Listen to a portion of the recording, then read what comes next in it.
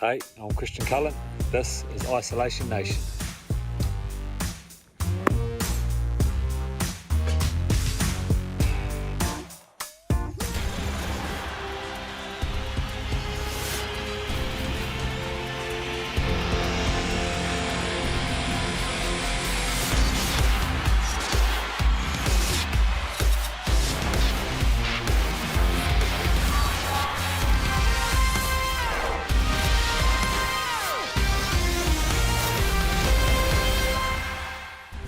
Welcome back to Investec Super Rugby Isolation Nation. Israel Dag, we've got a very special guest on the show this week. We're winding it back for Wednesday, wind back, let's call it. Christian Cullen, your hero growing up and favourite player.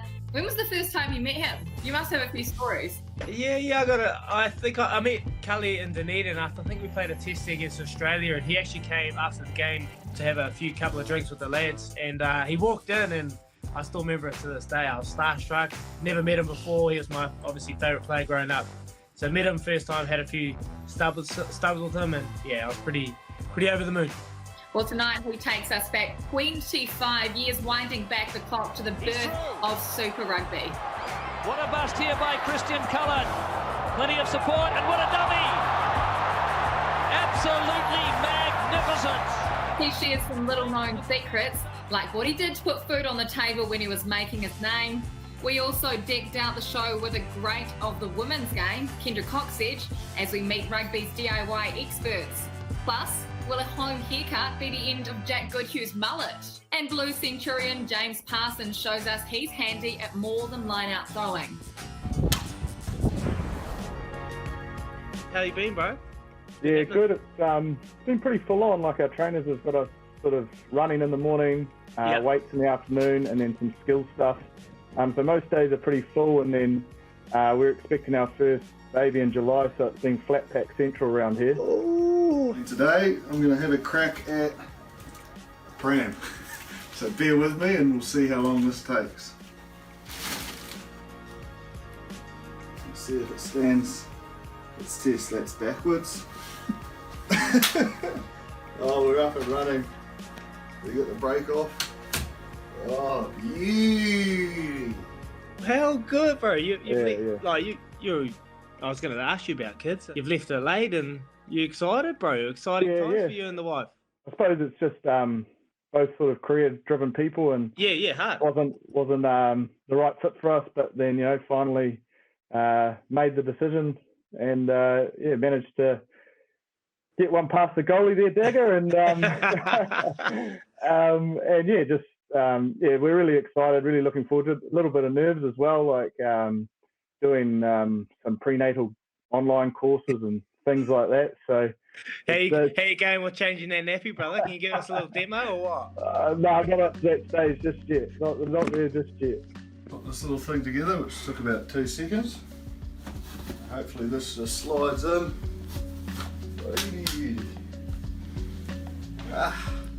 Job done. Do you get Sam to stand on a platform and catch a few of your seeds, a few lineups? I do, mate. I tell her some of the calls and stuff, like tempo calls and things like that, so that she can change it up. But mate, she's been catching a few, but she used to play netball, so she's not too bad in the skills department, but she helps me out here and there. But there's definitely been a few line-out throws. We've got a sort of elevated deck, so it's the perfect position to shape up a couple of darts. Bro, take us to your fridge. I want you to be honest. I want to see what's in that fridge. I'll show you this bit. This is the best. Look at that. Big old... Go down, yeah. Ooh! Sirloin. So we're looking to chop that up and put in a slow cooker and create a little ragu. And by we, I mean Sam. There's my old trusty favourite. All the boys will love that, as they know I love my primo. Oh, chocolate primo! And then it's just your standard eggs and bit of pastrami, ham, pineapple, fruit and veggies. Well, there's no treats in there. Where's the treats? The treats are in the fridge downstairs, Dagger. Oh, good effort. And what do you reckon of the mo, mate? I can't believe you haven't brought it up. Oh, yeah, talk me through the mo. You've obviously brought it up. That's like me bringing up my new lid. Yeah, tell me about the mo. No. So Curdy Eklund sent out a message when we went into isolation. He was like, "Oh, I reckon all the boys grow emotion." So I had a couple. I had a crack, and then I sort of committed too much. Now I don't want to give up. But the wife said, if we're going into another 2 weeks of lockdown, that thing's gone. Yeah, mate. I'll be honest. It's how dirty is it? It's horrible. I'm not saying I enjoy it, but bit of fun, bit of banter. A milestone game for James Parsons. His 100th in Super Rugby for the Blues. And those two teams behind you, bro, they're pretty dear to your heart, eh? North Harbour and the Blues. Tell us about that. Yeah. Obviously, those are my 200 games jerseys up there, and proud moment for me. And thank you for all you've contributed and all you've done in that beautiful jersey. Thank you. You've been around a while. How have you done it? How have you stayed in the game for as long as you have? What's driven you? I'm a realist, Dagger. I know I've been around a while. I suppose it's the biggest thing is those two jerseys behind me. It sort of gets me up, to put them in a position that you can be proud of, and you see people in your community wearing the jerseys, walking around with it with pride. Obviously, we've gone through some really rough times, and that was my biggest motivation, is to be there and get Harbour back to where they should be, and which we are in the Premiership now, and that motivates me heaps. But then we want to go that one step better, and then again with the Blues, I just want to be a part of what I said after that Lions victory, and we're at top of the table for, I don't know, it was about 45 minutes or something. I said to Tom Carpentry, we're looking at the crowd and had a good performance in front of our home fans, and I was like, this is what you stay for, is moments like that, and seeing that people are really proud of your region, proud of the jersey, and proud of what the boys have put in there. Hi, I'm Chiefs flanker Sam Kane, and this is Isolation Nation. Hey, I'm Crusaders first 5'8" Richard Monga, and I'm going to be showing you how I stay on top of my goal kicking while I'm at home. All you're going to need is three things: a tee, a ball, and your trusty friend, a bush or a tree. This is my mate Truman. He kicks the balls back to me. What I do is I just place the ball about 2 or 3 meters away, pointing it at Truman. I do my steps, go through my process, my breathing, my visualizing, looking at Truman, coming into the ball. As you can see, is a great return of the ball. Try to find one of these guys at your house. They'll do a great job. All the best with that. Cheers. Oh, kia ora whanau, Kendra Coxie Chair, Black Ferns halfback, and this is Isolation Nation. So you're isolating by yourself? Yeah, my flatmate. Yeah, Grace Brooker ditched me, mate. She's gone out to the farm. She's gone home to mum and dad?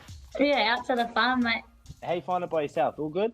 Yeah, not too bad, eh? I'm still working from home and just training, and I've got heaps of stuff. Like, I've only been in my house like 10 months, so I've got heaps of stuff to do around the place. So it's been real handy to actually be here. Are you pretty handy? What are you doing at the moment? Mate, I've been stoning the deck. I've cleaned the garage. Yeah. And I want to get a veggie garden sorted, eh? Yeah. Any tips for fellow useless guys like me? Mate, the tip would be is water blast your deck first. Start there. Right they go. Coxedge for Fitzpatrick on the wraparound. Coxedge again. Too easy for the Black Ferns. A simple numbers game. And Kendra Coxedge, she's led the way. She's guided them around, and now she's in for a try. But let's chat about some rugby anyway. So all going well. This year, you and the Black Ferns, we're going to have 8 tests, 7 at home. How was that for the girls? Yeah, mate, so good. The girls are so excited about it, and fingers crossed that this still happens, because to have 7 tests at home in front of family and friends is like something that most of the team, I guess, dream of. I've been in the team a very long time, and we only get 1 or 2 tests at home a year. So to get 7, mate, that'd be awesome. With the game growing so much, and the young girls and boys seeing, especially the young girls, man, like, just it'd be cool as for them to be able to come and see live games, and having your close friends and family there too, be awesome. Like, you've done everything in the game. You've won every trophy, Farah Palmer, the Cal Tremaine, a World Cup. What drives you? What keeps you going? you know, the girls, like the team is just like, and I know that everyone that speaks about the Black Ferns is that, you know, it's what keeps you going is the girls and the team and the culture and the environment. And it's real exciting. And I mean, there's heaps of opportunities. I have my own little goals each year, you know, to keep me trucking along. And I was actually going to retire after 2017 World Cup. Oh, wow. Yeah, but then one of our girls, she got injured and she can't actually play rugby again. And I was like, man, I can actually physically play. Why would I retire? So yeah, and then I decided when New Zealand were going to host this World Cup, I was like, man, I want to be in that. Yeah, awesome. Oh, Yeah. that's cool, man. So you never retired? Yeah. I just because I've been, you know, so long in the team, and like it's been 14 years now, which is a long time. I think I'm slowing down a bit, mate. Aren't we all? She's a great role model for the game, isn't she, Kendra Coxedge? It's a good thing, and we're very lucky that she didn't retire, is he? No. She's, you know, you've seen what she's done the last couple of years. She's won all the major awards around New Zealand and World Rugby. So she's a big talent. She's good for the young girls coming through. She's pretty handy at home. A lot of these people that are staying home are doing these DIY jobs, myself included, Kirsty.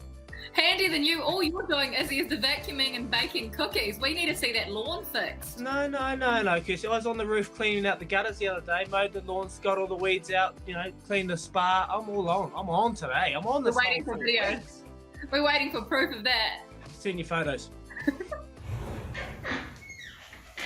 Oh, hey. It's the woman here from Cullen Chiefs.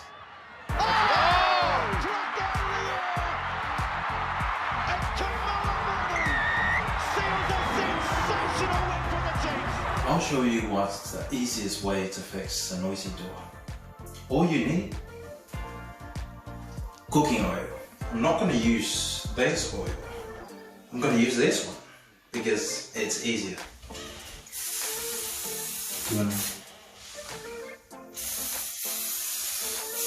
Let's check this out.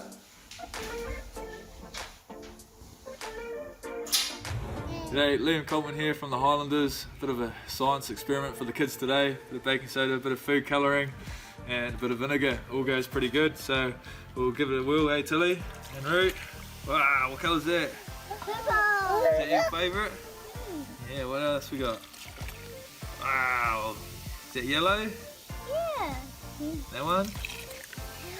Ooh. Yeah. Oh, hey guys, it's good to see you again. Ruby Tui here from the Black Ferns Sevens. Welcome to another segment of Isolation Nation. Now, I know that you've probably got a few jobs around the house you've always wanted to get done. Now's the time to do it. For me, it was building a gate.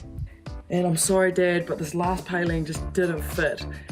Measurements were on about 100 mil off. I really screwed that last one up. Building 101, measure twice, cut once.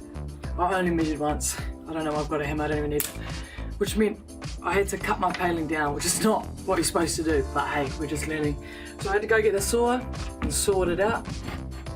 Hey, like a dream. Wouldn't you know it, all I gotta do is screw in, we're done.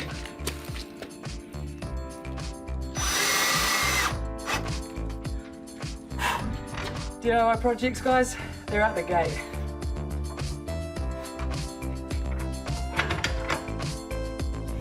Well, Kirsty, a positive from all this DIY lockdown at home. All these girls are doing something outside of rugby. You got Ruby and Portia.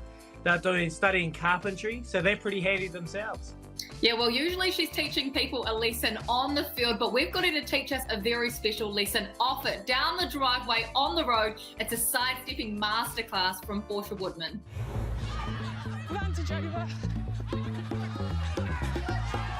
Kia Stefano, Portia Woodman from the Black Ferns 7 squad, and this is Isolation Nation. I'm going to take you through a masterclass on how to step people. So ever since my Achilles injury, I've had to relearn how to use my footwork again, and this is one drill that I've really enjoyed. So make sure you've got a boxed out area, doesn't have to be too particular, and make sure you've got a defender. So the defender starts to the ball, you face the other direction, and on the defender's go, you turn around, catch the ball, step them, and you're trying to score down the other end. While I'm in this drill, what I'm thinking about is squaring up the defender, and depending on their body angles, I'm going to take an inside option or an outside option. We'll take you through it now. Go.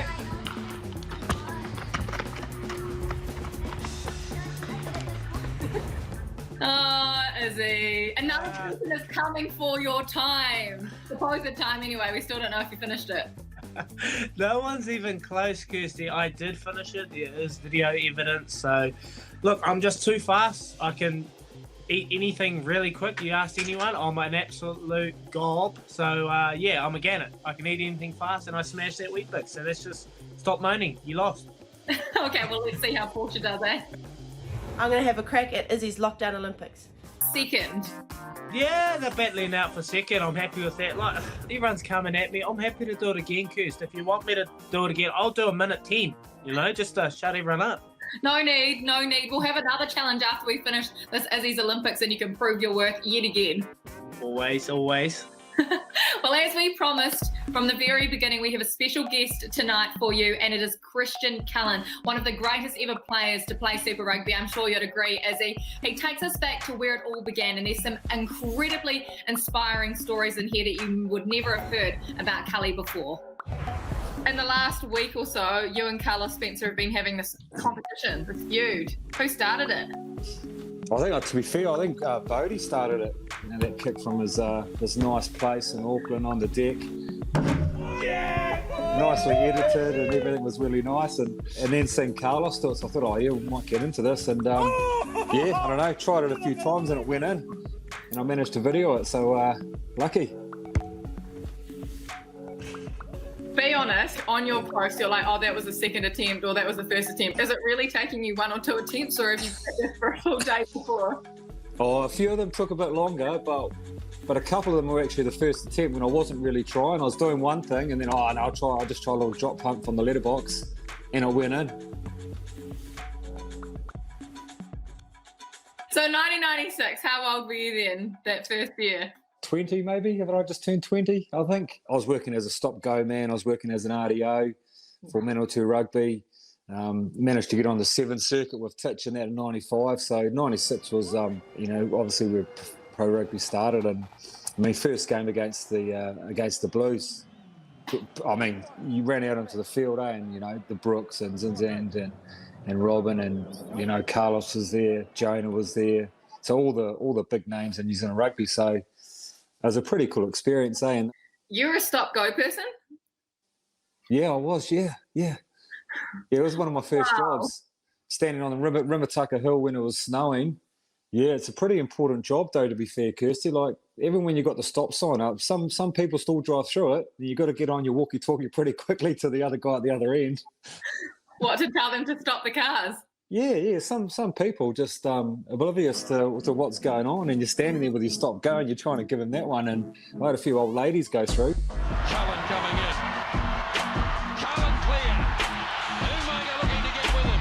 Cullen, down he goes. He's got to try and recover, and he does. What are the moments and what are the games that stood out to you? Super Rugby-wise, I think, when Athletic Park was in, I don't know. Have you ever been to Athletic Park? No, I've heard about it, but I don't know it. Honestly, on a good day, that was unbelievable. So for the Hurricanes, and I think the year, I don't know what year it was it 98 or when we made the semi-finals and we're playing the Brumbies, and we used to stay over by the airport, so you used to have to drive over the hill, and when you got to the top of the hill on the bus, you could see the Millard stand, which is the far stand, the open stand, and it just went like directly up. And we came over on I think it was our last round robin game, and that was chocker. I mean, the seams were bursting. It was pretty amazing. And we didn't win any titles when I was there, but I don't know if I would have wanted to play for another franchise. Wellington have it. Here's Cullen. Bit of room here. He's through. And so we always used to like the old outside break. Hey, if you get the ball early enough, I used to you could guess that sort of outside guy. So just a double miss, basically, straight from JP to Bose and then on to me. Got outside that outside guy. And then Burke used to come up really quickly, because I obviously played him a few times. He used to come up reasonably quick, so I knew if I could just change the angle reasonably quick on him, I'd almost slide off him. And then there was two guys there, and then I had Philo and Alama coming. gave it the big dummy, then it was just a foot race to the line. But you can see the reaction after the try. I wasn't that excited because it was 47-18. Do you reckon if you jumped on the field right now, do you still have that swerve? No. Are you sure? No. She's no. Cullen, I told you not to let him go, to stop watching him for a second. Cullen could make mincemeat of him here. Oh, so simple it is. Do you look back or see something like this and you're like, shucks, I did this? You try and show the kids, eh? You know, all those replay games on the TV at the moment, you know? So you try to get them out here, come watch this, the old 96 versus Scotland sort of thing. And they come out and they don't last very long. But, you know, I've got this fella here. He'll sit there and watch it. And then I've got the girls come out and they go, "Well, Dad, you didn't do much." Let's talk about Jonah Moore. What was it like being there, playing against him and then playing with him? Well, playing against him was no fun. I'll give you the tip. In 96, I mean, I reckon Tana was one of the first guys to introduce, that rush D, because I always remember saying, "Far out, man, how are we going to stop Jonah?" Because Tana was marking him, and he goes, "Bro, we just got to cheat.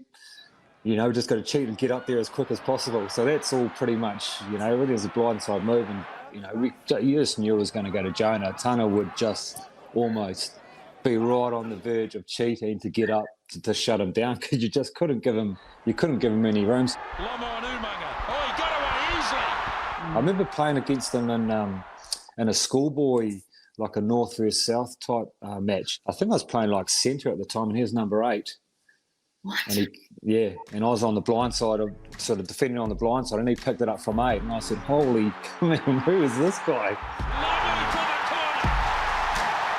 People just loved when he got the ball, and it was pretty cool to play with him. And he just first superstar and global superstar in footy. So, did you do athletics back in the day, like the 100 metre? Well, I did pretty much everything athletics-wise. I never got a time over 100. I always say, Matt, you run faster when people are chasing you. It's like our Fijian mates. When they do their speed tests, they're not very fast, but when they get onto the field and someone's chasing them, you go, "Oh man, you're lightning." Who was your favourite player growing up? I always remember '87 World Cup, Michael Jones, and he was awesome. And then probably the special thing about that is, that Auckland game we played in '96, I got to play him. And then in the after-match function, I remember talking to Carlos and going, "Mate, can you take me over to meet Michael Jones?" And we'd just sort of played against him. And then obviously later on in the year, you're sitting in the same change room, same meeting rooms, and running onto the field playing in the All Blacks with him. And man, he was the nicest guy ever. But it's pretty cool to play against and with, guys you look up to when you're young.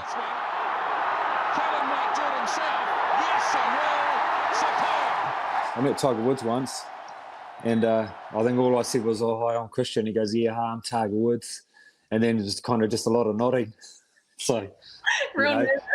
Yeah, I'm real nervous. And so you kind of appreciate sometimes, when people come up to you and they're, a little bit nervous. So you kind of, where they're coming from, eh? Because, man, we all get it when you see somebody that you've idolised or looked up to or just really want to meet. Your words don't quite come out, and you just look a little bit stupid sometimes. Incredible story. Can you imagine pulling up to a stop-go sign? And Christian Cullen is the one behind the sign, is he? But it just shows how far he's come. You got to work hard at the start. He worked hard, created his own path, and now look at him. He's the GOAT. I reckon he's the GOAT of world rugby. Fullback, he paved the way, so unreal. Are you jealous of his encounter with Tiger Woods? Oh, I'm so jealous. Even Mashi met Tiger last year when we were in Japan, so if I met Tiger, I'd be an absolute gobsmacked. But that's like me meeting Cullen. He was my idol, so pretty special moment. Yeah, pretty special guy, that's for sure. Okay, well, that is the end of the latest episode of Investec Super Rugby Isolation Nation. Still one thing to come, though, and we think you will quite enjoy it. Jack Goodhue and his mullet looking a little bit better than Israel Daggs here at the moment. Or is it? We'll find out. Few greys, Kirst. Hi, I'm Jack Goodhue from the Crusaders. I've had a mullet for about a year and a half now. And it's time to get the sides done.